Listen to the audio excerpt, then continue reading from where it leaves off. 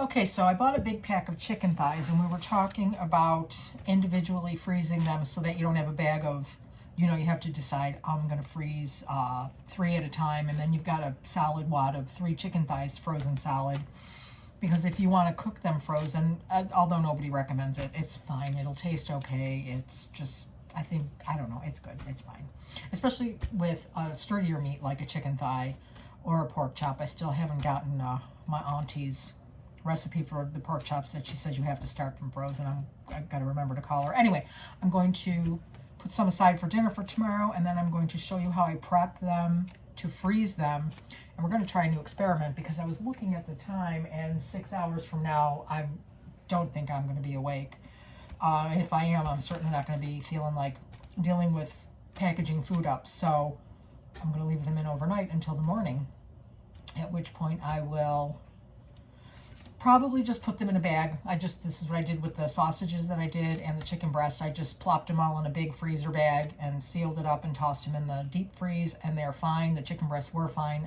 We went through that bag already.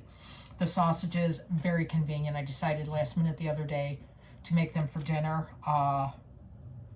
the day of the eclipse, as a matter of fact, and they were delicious. They were fine. So these are chicken thighs, boneless, skinless, although this would work. You can do it with either or. And I'll just let you know how they were the next day. I really don't imagine they're going to be like freezer burned or gross or anything bad for being in the oven for 12 hours as opposed to 6. Because it is almost, well, it'll be a little more than 12, but you know what? It doesn't really matter.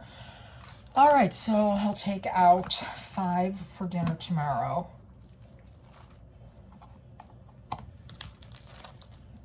Aside because they can just go in the refrigerator, and I have already got ready here just a tray, the old tray that I use. What I did forget to do both times last time, and it was kind of a pain in the butt, is to put down parchment paper.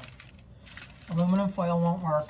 The food will stick to it, and the food stuck to the tray. I had to use a spatula upside down and scrape them off, even the sausages. Actually, the chicken, what I had to do was put it in the sink and let it fill just a little bit with warm water so the bottom got wet, not the underside of the tray, kind of like you have to do with popsicle things. Anyway, so if you're thinking about, yeah, I'm going to do that. I'm going to unfold them and lay them out flat to freeze, because this way, if you have to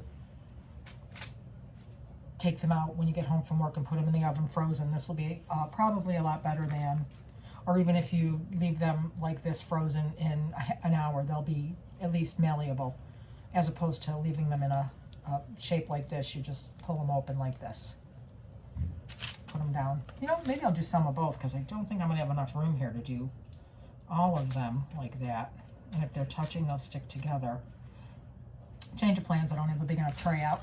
I didn't realize there were so many in here. I'm just going to do them round. But you can do this as opposed to this. So we'll do this. I'll roll these back up. Just place them. They don't have to be any particular length apart, but touching, I'm fairly certain they would stick to each other, and then you would just have one big wad of meat.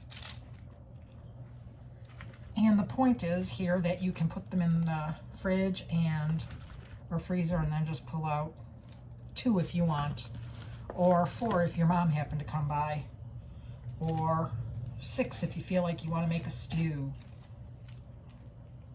Although if you wanted to make a stew, I would recommend a bone-in meat. It makes a better stock. Okay, see, they're not touching. They're not necessarily terribly far apart, but we've got that. And I'm just going to take them downstairs to the deep freeze and put them on one of the shelves, whichever one there's space for them to lay flat.